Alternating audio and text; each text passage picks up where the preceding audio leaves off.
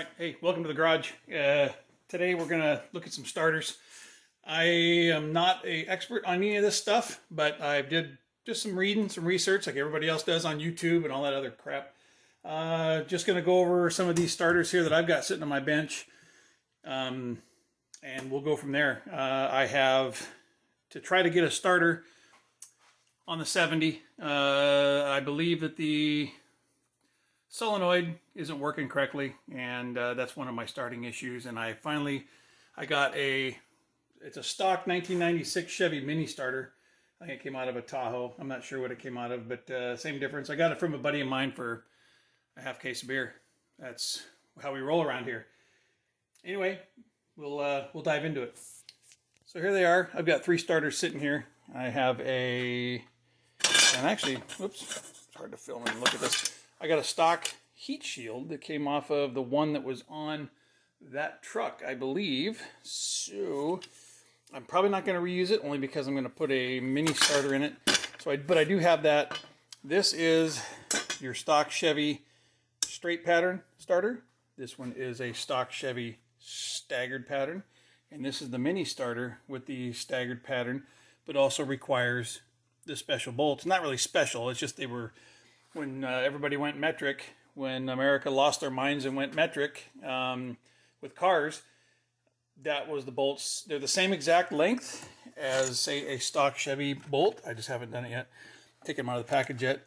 They're the exact same length for the most part, but the knurl is different, and so are I believe the threads are the same, but the head is different.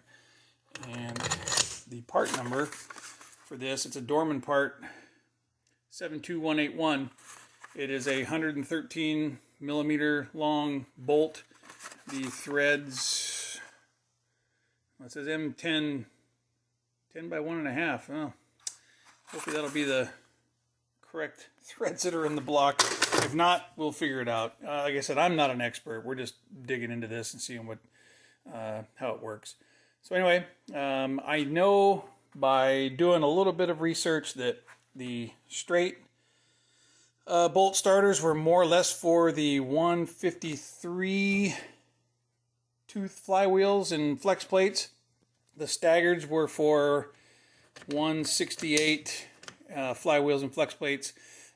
And off chance that they could have been used for both, again, I'm not 100% sure. I don't even know where the hell I got this thing from.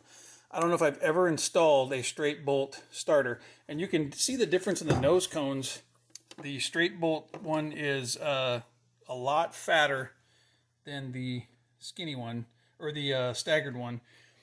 And then this one, the newer one, is it's a little bit smaller altogether, only because of the small little mini starter thing, the teeth.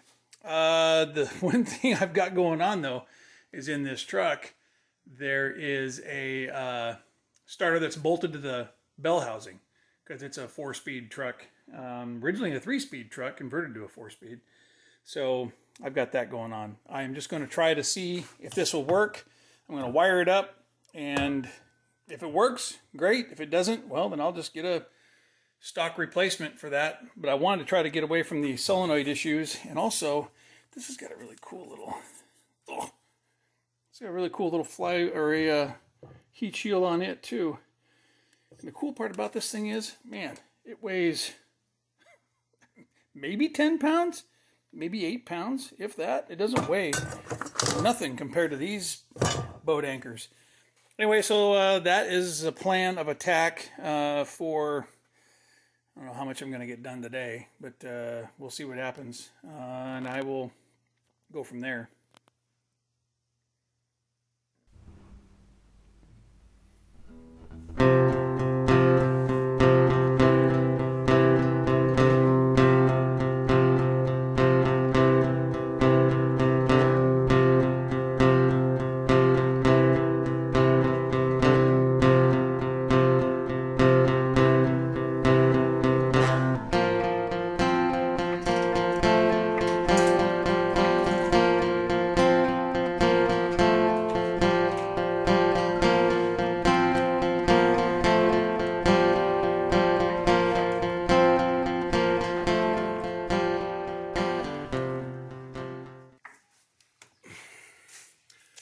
First things first, I'm just going to jack this thing up and take a look underneath here. Hey, if you're a Chevy guy, everybody that owns a car or truck with a small block Chevy in it, you've got to have a pan under it. Chevys mark their territory. Because if a small block Chevy ain't leaking, it's out. All right, here we are under here.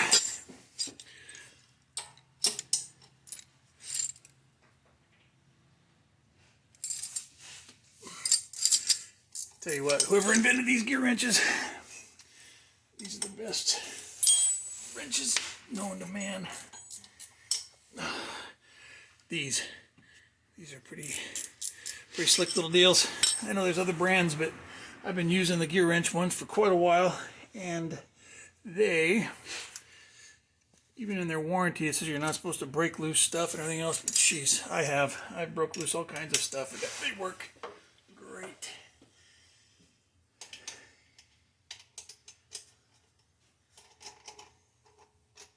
Make sure I got the starter bolt, not the bellhousing bolt. I don't have a light back here. Let's see.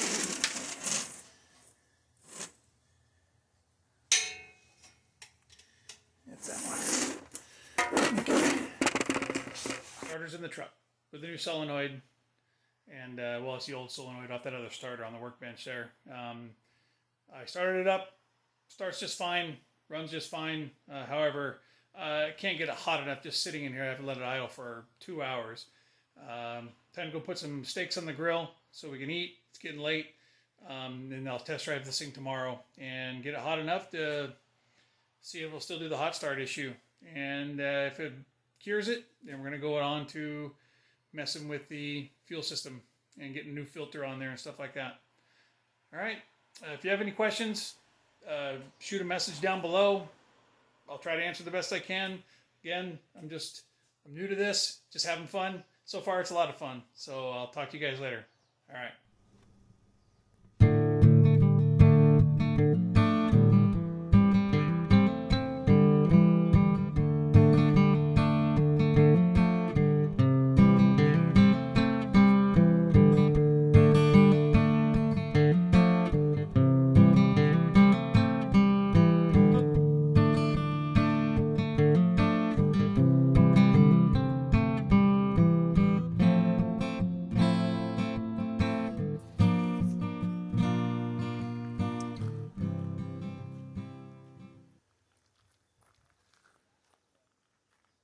Here's the garden.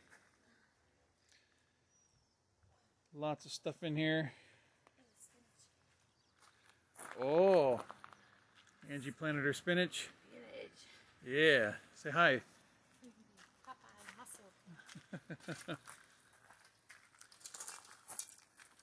Yeah, let's see. Is the rat out here? Lola, what are you doing? That's Lola. Yep, she's out to lunch.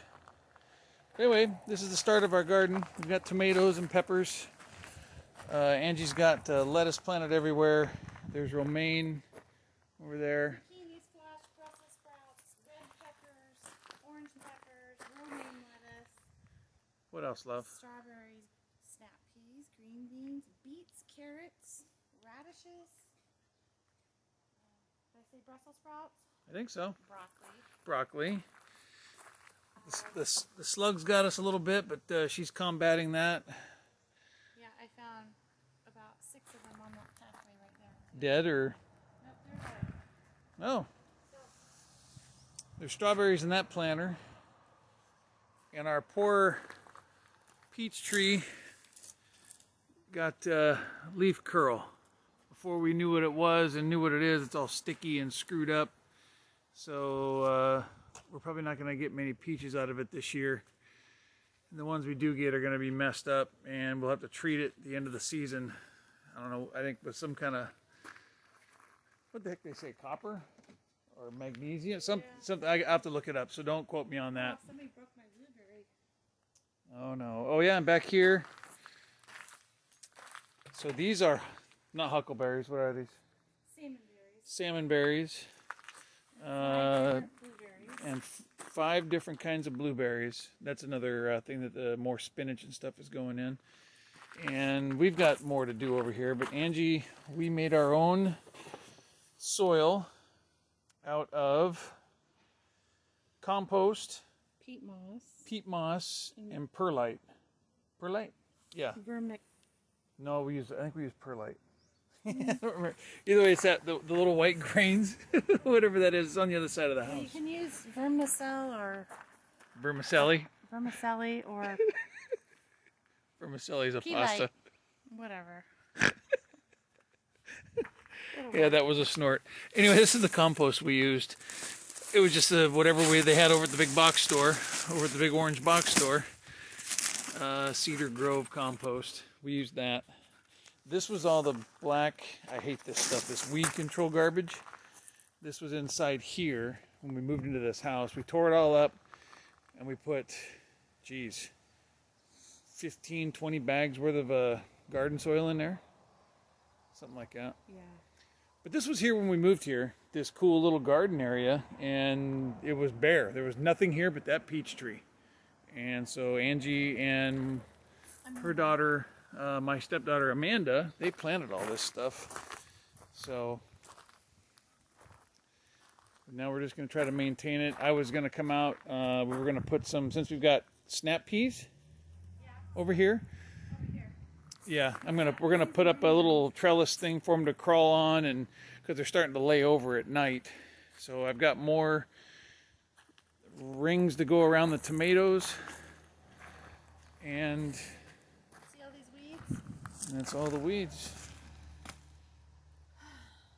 Good job, love.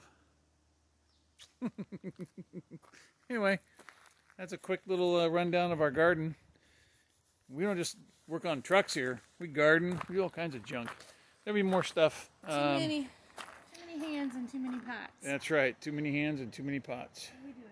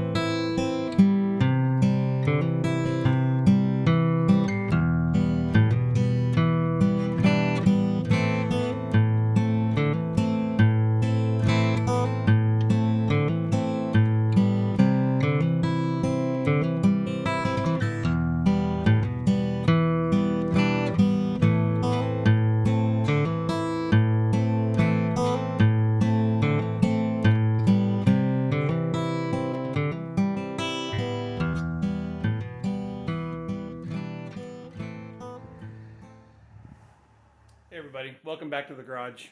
This thing has the new starter in it, the old starter with a new used solenoid in it. It works just fine. I drove it, got it up to operating temperature, and pulled it back in the garage, waited 30 seconds, and what do you know, started right up. So solenoid problem. We're getting wound down for the evening. Grandson had t-ball tonight. Just got done helping the wife in the garden. We did some more stuff for her garden, and it's coming along really nice. More videos of that coming up soon. I'm going to do, I should have, when I did the solenoid, when I took it apart, I should have showed how I did it. I mean, it's not hard. Chevy solenoids are easy to do, but if you've never done one before, they're pretty easy. You can even rebuild the darn things. I've never rebuilt one, but I know that my dad rebuilt the one that was in the truck probably 20 years ago. So there you go. Could have led to it just was its time to go. So maybe next time. I'm also going to go through the old school ignition system in this thing. It's got the old school MSD 6AL box with the ultimate HEI kit that some of you old guys will remember, but the newer guys with all they got left now for MSD is digital stuff. And this is old school. And we'll get into the fuel system again as well. I've got parts coming on order for that to do a 6AN line from the fuel pump all the way up to the carburetor. So anyway, that's it for tonight, and talk to you guys later. And hey, oh yeah, any questions, go ahead and ask. And anything, just shoot me a message down below, and I'll try to answer the best I can. All right, see you guys.